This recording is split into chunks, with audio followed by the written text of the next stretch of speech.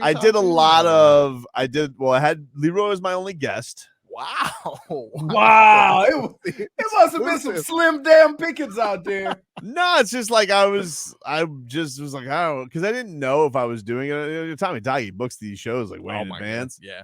And he basically puts a guest on every segment.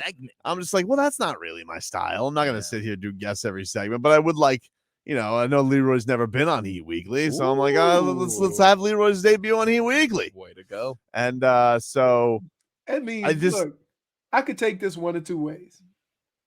I could be honored to be on Heat Weekly, or I could understand the person who was doing Heat Weekly and how slim the pickings were. Well, I didn't even try and go pick. I was just like, let's get Leroy on, and then the rest of the way I kind of did this. I was like, they just had the Exit Media interviews that week, and so like I would play like snippets of that. So I'd kind of like riff on like Max Strus and be like, here's Max Strus, and play a little Max Strus, talk a little Strus loose. So I kind of feel like I dedicated like mostly like a segment to like each player, kind of. Solid. And that's kind of how it went. I thought it went okay. That's a good end of the year recap. Yeah, a little end of the year recap. That's how it went. I thought it was fine. I don't know if it's available anywhere. I don't know if anybody put a podcast up or anything like that. So I do when I do Heat Weekly, I would post the podcast, but I'm apparently the only one. So the last one's like from 2019. All right, well, and then one from June this There's year. no podcast then. I don't know if you guys missed it. It's like old time radio. If you missed it, you missed it. It's gone. It's gone. Today will be a fun day though. Pat Riley is speaking. Ooh. Are you going? Of course I'm going. I do see you have you have your interview shirt. I do have my interview shirt on. I'm ready to roll today, dude. Debating whether or not I should stop down on the way and get empanadas, but then I'm afraid of getting empanada on the shirt. Yeah. That's a real thing. They could be a time bomb. Hey, yeah. Especially the Dolce de Leche. Oh, I wouldn't even risk it. You bite that, it's like molten lava just squirting up. It may be still on the carpet right now. Yeah, it's an interesting dynamic there. But yeah, Pat Riley's gonna speak today. I'm curious for a lot of things because like this is an interesting year in that you're a shot away from being in the NBA Finals, so. We've seen Riley like really go in the end of like sending messages and these things. We've seen him kind of be like, yeah, it's going to be fine. Everybody's already pretty much signed, legitimately, like I think everybody is signed for next year. I'm telling you what, I want Oladipo. Yeah, Oladipo's like the only Oladipo's a free agent. Caleb Martin, I think, is a free agent. Caleb Martin said he wants to come back. PJ Tucker has a player option for next year, so it's up to him if he wants to come back. He's making 7.3 if he comes back. Like, would somebody give PJ Tucker 2 years, 18 million? I could see it. So somebody could poach PJ Tucker. But he is 37 at this point in his career. And does he want to just stay where he's at? $2 million ain't worth traveling. Maybe, yeah. Unless now, it's if like they do 2 years, right? Now you're talking about $10 million. Right. So I think that's an interesting one to see. And I think PJ was a big part of this team this year and very important. He's gonna be 38 next year. So, which it's crazy. It's pretty crazy to see the kind of the amount of games he plays with as how hard he plays. Right. You don't think of him as that old, but he is. So yeah, I think it's gonna be interesting to hear what Riley has to say today in regards to the team and running it back and all that type of stuff. I think it's gonna be very fascinating to hear what Pat has to say. I think he's speaking like around 1:00 or something like that. So I'm looking forward to it. Always interested to hear what the messages of old Riles is going to be on days like this. Very interesting. But let's get down to, the nitty gritty. So, oh boy, yesterday, Quinn Snyder, Jazz coach who looks like a villain, the guy with the crazy hair and the crazy eyes. All he needs is the mustache. Yeah, he's a weird looking guy, but he's a good coach. But he stepped down yesterday. He stepped down as Utah Jazz's head coach and it kind of shocked everybody. Like, there was a report last week from Woj that said like he's weighing his options on whether or not he wants to come back because he has 2 years left on his deal. And apparently, like, there was a scramble from the Jazz to like give him an extension to try and keep him around, all this type of stuff. And he's rats off a ship. He's like, I'm out. And his statement was that he feels the Jazz need a new voice to evolve, which is interesting. Now, we know that the Jazz have their 2-star players. They don't like each other. I mean, Donovan Mitchell and Rudy Gobert hate each other's guts, have for a while now. And the reports from Woj are that Donovan Mitchell was left surprised and disappointed in Quinn Snyder leaving as to one of the reasons he signed his rookie extension was because Quinn Snyder because of Quinn Snyder as head coach. Wow. Looks like he's making a stink. Very interesting. Very interesting. He hasn't made a stink yet. He's not making a stink. Not making a stink. That's setting the groundwork for making a stink. Correct. All-star guy Woj writes, All-star guy Donovan Mitchell is described as unsettled and unnerved and is wondering what it means for the franchise's future, sources told ESPN. Mitchell considered Snyder a significant part of the reasoning for committing to a 5-year max contract in 2020. Snyder's decision to step away has left him surprised and disappointed. Mitchell remains fond of Snyder, accepts his reason for stepping down, but Mitchell is spending the immediate aftermath of Snyder's decision trying to process what the coach's loss means for the larger scope of the organization and for himself. Wow.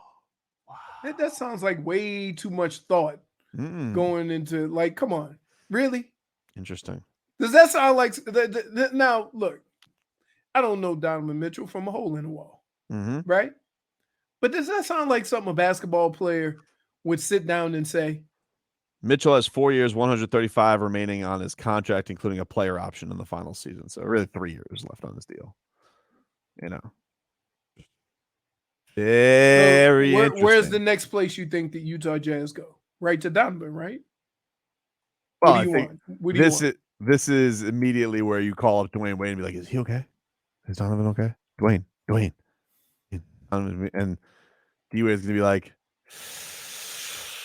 I don't know, man. It kind of feels like this is kind of feels like damage is done, you know. Right. I don't think he's gonna Dwayne, and then Dwayne goes, you know what we should do? What do you think, Dwayne? It kind of feels like we should build around Rudy Gobert. I think Donovan Mitchell's gonna be What? What do you mean? It's over? Because I just think like Dwayne's like, I've seen situations like this before. And it's like, do you really want to start with a new coach with a rifty rift? Hey. So, well, don't you think we should trade Rudy? He goes, hey. Should we? Kobe and Shaq, who got traded? Shaq did. But that was like that was also you know, Shaq they felt was on the decline. It was how much does he left out in his prime, all that type of stuff. And Rudy Gobert? And don't forget, here's another thing though. We never heard Rudy Gobert hates Utah. We never heard Rudy Gobert wants to get out of Utah. We've heard this from Donovan Mitchell from like year 3. He's like, I don't know how long I want to stay in Utah. Rudy Gobert seems fine. He's like, it's this or France, you know. We never heard Rudy Gobert's like, I gotta get out of here. No, because he don't know no better. He's not from here. It's interesting. You know what I mean? It's like if you went and played European basketball, that you making a lot of money. Do you really know where the nice places to be or not? I just think that it's interesting. Like, you know, I told you guys a year ago, almost exactly a year ago. I think Dwayne got the team May of 21. He got the piece of the Jazz. I was like, something's fishy here. Something is fishy because Dwayne Wade. First of all, D-Wade gets piece of the Jazz. We all acknowledge this is weird. All right, who knew that he was friends with the Jazz guy? The thing that set off alarm bells for me really wasn't Dwayne getting the piece of the Jazz. It was Mickey Arison coming out on Twitter and being upset about it. I was like, that's so unlike Mickey. Mickey doesn't say anything publicly. Almost to me seemed like a front. like an act. Oh my goodness! So you think this I think is an elaborate scheme? I think it's a Oh scheme, my dude. God. I've told you guys. I've been telling you guys. I think it's a scheme for a while. I told you he's shadow president. He got his Jimmy Butler when he went to Chicago. Yep. Now he's gonna get his Donovan Mitchell. So now you that say he's in he's just Utah. going throughout the league and Yeah, Yeah. I think he's an agent. I think everybody's sitting here. They see that delightful smile of his, and they're like, "Oh, what can we do for you, Dwayne?" He goes, "Yeah, bring me in here." What does he do? Gets to play a couple rounds of golf in the Utah mountains. Looks like he's having a lovely time. What does he do? Wear some Jazz swag on Instagram. And I'll tell you another thing. You know, and Eric Spoelstra gave voice to this. He goes, "It's still weird of him sitting next to the Jazz." And then Spo just looks with disgust. He goes, "And next to Danny Ainge?" It's like he knows. He's like, he knows it's weird. He knows that this is all a ruse. you've just given the cliff notes of counterintelligence with The Rock and Kevin Hart. Have I? I never saw it. What was it? The brown black badger? I haven't seen it. I don't know. Really? No, I All haven't right. seen it. I'm telling you, dude. I'm telling you. Man. You know what are? Wheels are in motion. Yeah. Aren't they? Wheels are in motion. And this Marcos, he gets a point. He gets a point, and he has forgot about the show to go ahead on and get his numbers right. Now I'm whale watching, dude. I'm whale watching. This is all a part of the elaborate scheme, guys. This has been a year in the making, like you said. It's it was very obvious. Mickey, you see, Mickey tipped his pitch. Here's the bigger question. Hmm? Here's the bigger question. Hmm? You know you're gonna have to trade somebody. Oh, of course. Who you trade? Got to give something to get something, don't you? Yep. Yeah, it's interesting. Well, we got to take a break, you know. End of the segment. Pat Riley is going to have his end of the year press conference today around 1:00. So we'll have a lot of reaction to that come tomorrow. But very, very excited. I always like these press conferences from Riley because one, I like the fact that he's had like a week to kind of decompress. You know, everybody's kind of settled down, and it's going to be interesting to see where he kind of thinks this goes for this franchise. You know, I'm interested to hear what he has to say about Tyler Hero. You know, Tyler Hero is up for an extension. He's eligible for an extension. I remember after the finals in 2020, he was asked about Bam, and he says, we're going to do right by Bam. He said flat out, they're going to do right by Bam, and they ended up giving him the max extension. I'm curious to see what he says about Tyler Hero because Tyler didn't have the playoffs that Bam did that playoffs. Right. And so I still think for Tyler, there's a lot of proving to be doing. You know, like it's one of these things where he says he's got to get stronger. Obviously, he had the groin injury by the end of it, but he wasn't shooting good before that either. You know, I think that was probably the thing that was most troubling about it. Like his 3-point shot went away. Teams were physical with him.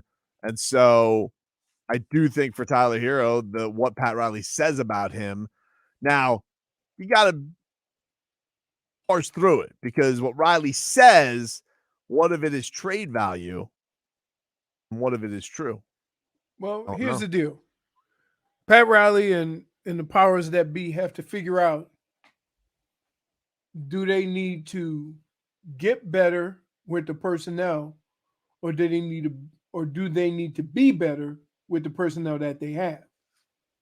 Because sometimes if you figure we don't have enough and we need to get better, you actually end up worse.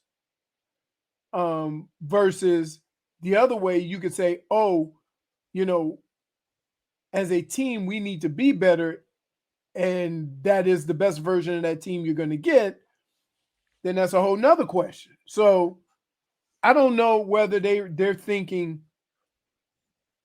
players or process. You know, like the Heat shot as poorly as they're going to shoot, or as poorly as they've shot since this group got together. Right. All year. Now is that, you know, because of, you know, Boston's defense, or is that because they weren't going to all playoffs? I mean, like their shooting wasn't wasn't up to what it was in the regular season all playoffs, and people just genuinely play harder in the postseason. But the thing that's going to be interesting about it is, like they made, their big 2 contracts that they gave out in the offseason going into this year were Duncan Robinson and Kyle Lowry. Yep. And really didn't get much from him in the playoffs. So what is Pat going, like, what is his message going to be about a guy like Duncan who isn't playing by the end of the playoffs, basically? He's out of the rotation. And then interesting is going to be with Kyle. Like, this is a franchise, he's got the mantra, best condition, nastiest, hardest working team and all that type of stuff. Sure. Really? Sure. And so what is he going to say about his point guard? Fat. Fat. He's fat compared to Tyler, who's a meatball. What am I doing? For a second, I was like, what did he just say? So what is Pat going to say about that, Now listen, Spo's already said he's going to be in the best shape of his life. It's like a trainer talking about a boxer. Yeah. He's going to be in the best shape of his career. Revamped, better than ever, most tenacious. But he's fat. So what is he? What's Riley going to say about that? Fat. He's fat. He's not fat. You don't think Riley's going to say, "You see that tush"? Oh, so he's just gonna go on the lose ass diet? I don't know. I'm just wondering what he's gonna. I don't know what Riley's gonna say. I'm just curious because he's fat. He's not fat. He's heat. He's fat for the heat. If you compare him to Tyler and Duncan, and they called Dion Waiters fat. He's fat. He's not. And they called Dion Waiters fat. Dion was never that. They got the same type body though. You could be in shape and not have muscles. Philly cheese. That's that guy. You know what? I kind of do too. Listen, bring him back. He would have taken that same shot, Jimmy. Hey, Butler he used to do it. He was talking about he was talking about that after the finals. He went on a Really? tweet parade. He goes, "You know what I do with my game winners." You know what's funny about Dion? Okay, Dion. He talks like he just been in a heavyweight bout every time, right? Like when he interviews, the Philly cheese got to shoot. Got to. It's champ cheese now. Champ cheese. Champ cheese. He played basketball in a minute though, right? Riley got duped by him. Riley was not happy about that, giving him the contract. Then he didn't do his rehab, got fat. He was not happy about that. With the Lakers, 7 games played. With the Heat, 3 games played in 2019. That's the last time he played basketball. Jeez. It's pretty crazy. He was good that year. He was. Let's see. Big onions. What year was that? That was 17, 18? Yeah, it has to be because 17 he played 30 games, 18 he played 44 games, but I mean his points per game were yeah, he got hurt in the beginning of that year too. Like it was a crazy second half run by Philly cheese. It was him and Goran, 7-11. That's right. So he averaged 12 points. Nah, but they were big onions, dude. I'm telling you. They were. They were big onion shots. You looking into the numbers? I don't need to look at the onions. Dion Waiters in the 30-11 run was a different beast. I just don't see onion.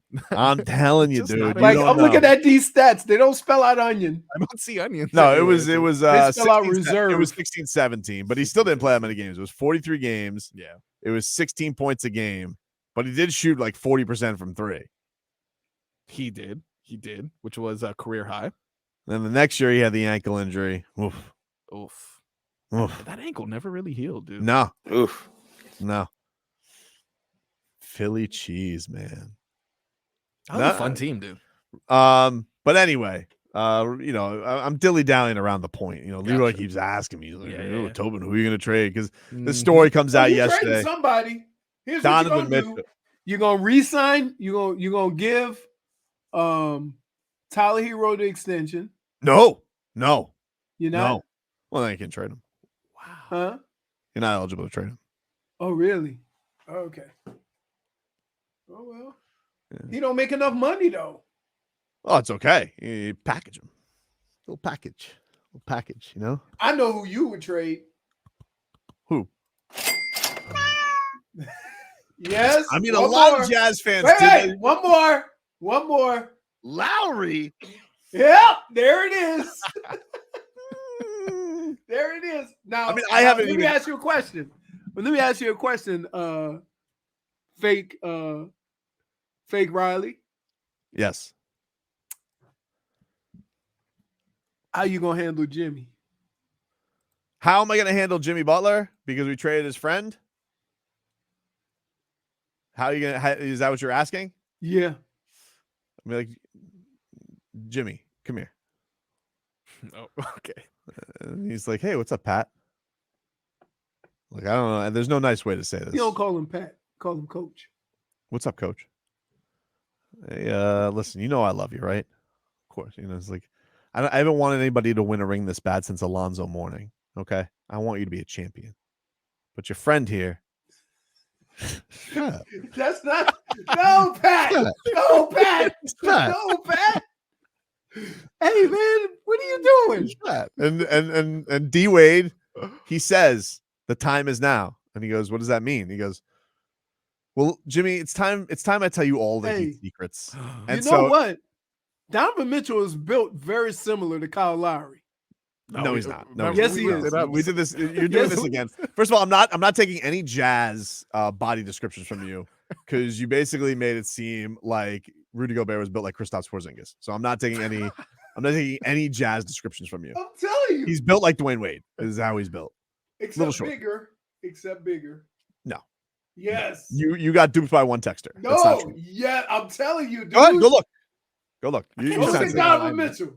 Said Lowry was 196. Dude, Kyle Lowry looks like he's an ass model for an Instagram. Really? Yeah, he looks like he should be for @OnlyCheeks. Now, anyway, so he sits him down and he goes, listen, Jimmy, you know I love you, right? But your friend, you're fat. See, you know I love you, but your friend, brace yourself. Brace for your back. He's fat. And I've seen this movie before. Hammies don't get slimmer, you know? And so what? Like, listen, who don't get slimmer? Hammies. Hammies. Oh, I thought you said panties. And so he goes, it's, you know, Jimmy, you've been part of the Heat family for a long time. It's time we tell you about what we've had going on here. And he goes, what do you mean, Pat? He goes, Dwayne Wade's been on a stealth mission in Utah for the last year to basically ruin the organization and get Donovan Mitchell to the Miami Heat. There, I said it. How much he hates Danny Ainge. That's how we even brought in Danny Ainge just to ruin him, you know, because they're like, who's going to ruin this? Danny Ainge. That's the only downfall to all this Donovan Mitchell thing is Danny Ainge is now in charge of the Jazz somehow. How did they like? Oh, you know who we want? We want a guy who almost makes all the big trades. Let's get Danny Ainge in town. Boom! Hate that guy. Shut the bleep up and run. You think that's how that's going to go? Yeah. Because I think Dwayne Wade is an owner and he's got more power than Danny Ainge. So he's going to go to Jazz owner, the guy who's his quote unquote friend. Be like, listen, you know what this fan base likes? You know how we get the turnstiles going? What do you mean, Dwayne? He goes, come on, dude. So he's going to tell him this, Leroy. He's going to say, come on, Jazz owner. You know what this fan base likes. He goes, what do they like? Intangibles. So we gonna just unload all the intangibles? He's gonna be like, can I interest you in a little thing called tres leches? Or as we call them here, the 3 milks. Jeez. So all 3 milks? All 3, dude. Damn. All 3. Wow. Listen, gotta give something to get something. Wow. So you're giving up Duncan Robinson. Yep. Tyler Hero. Mm-hmm. And Max Strus? Got to. Damn. And Low Dog. Gotta make the salaries work. Gosh. I think. Let me look. Let me do the trade machine. No, I mean Lowry and Tyler should do it. Honestly, you don't have to. Riley and Dunks. I mean Lowry and Dunks. Yeah, because Duncan is making like he's making like 17. Yeah, that's a lot, dude. He's making like 17. Make it work. You don't really even need to have him in there if you don't want to. I think accept that though. Is that something that they're like willing? I mean, like, what would you rather have? Would you rather have somebody else, or would you rather have the greatest intangibles player of all time, like the greatest intangibles team we've seen this side of Red Auerbach? And guys always get to go where they want to go. Like, let's be honest. Like, when do these stars not get to go to the team they want to go to? Where's he going to go? Well, clearly, this trade, you are pulling that off. Because I'm more than sure of the three of them, none of them want to go to Utah. Oh, well, they're not stars. It's true. Tyler's not a star? He's famous. Is he a star yet? I don't know. 6th man of the year. Did he exude star to you in the playoffs? That's what the playoffs. That's where This year. Not this year. What about the finals a couple years ago? Where he had the snarl? Yeah, a long time ago though. What have you done for me lately? Oh my god. I mean, I guess it's 6th man of the year. So you are right. What have you done for me lately? 6th man of the year. It's not 6th man of the playoffs. And he's already drawn his. You know what Tyler Hero did. All right, this is not my words. This is what he did. Not me. Him. You know what he did?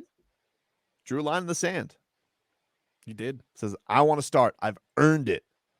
Let's start in Utah. Yeah, I mean, now that there's no Donovan Mitchell. Of course.